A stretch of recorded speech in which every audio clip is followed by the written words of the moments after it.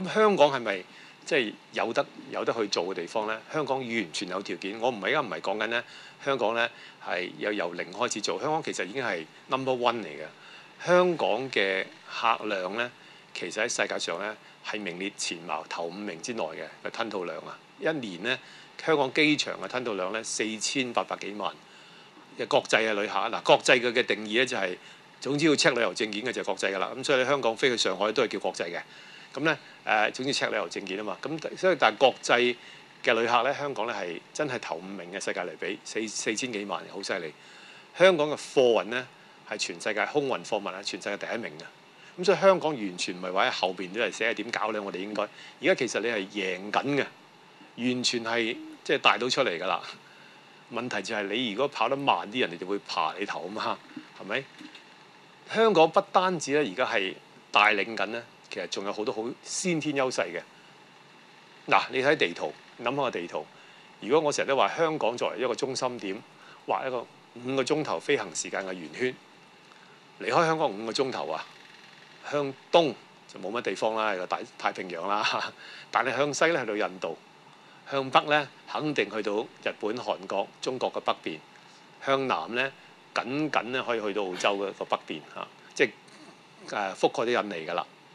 咁即係話咧，如果你喺香港畫嗰個5個鐘頭嘅圈咧，呢個圈就覆蓋咗咧所有亞洲同埋中國最大嘅城市，冚唪唥喺晒呢5個鐘頭嘅圈入邊。亦都係話咧，世界上一半嘅人口就係呢個5個鐘頭圈入邊。咁所以香港其實咧就係一個好有利嘅一個位置啊！不單止係背靠祖國面向世界咁啦嚇，其實你根本係呢個天然嘅最優良嘅一個交通中心嚟嘅，冇一個地方可以做到咁嘅機會，即係咁嘅優勢嘅嚇。你點解唔好好利用佢，加強呢個優勢，成為真正嘅一個即係真係贏到晒全世界人嘅一個最大最成功嘅嘢？因為呢個咧，我覺得咧，你無論你做金融中心又好，做教育中心又好，做醫療中心乜嘢都好啦。你要人哋嚟到先得㗎嘛嚇，咁所以咧，因為交通中心咧，其實就係一個最重要嘅支柱。香港完全有咁嘅條件嚇，成為呢個交通支柱，即係繼續加強成為呢個交通嘅樞紐嘅一個地位。咁所以我覺得，我希望即係大家亦都喺呢一方面咧，就即係思考下，或者係即係大家可以討論下啦。我希望即係大家即係最後咧，香港有個共識咧。其實我哋唔使好怕。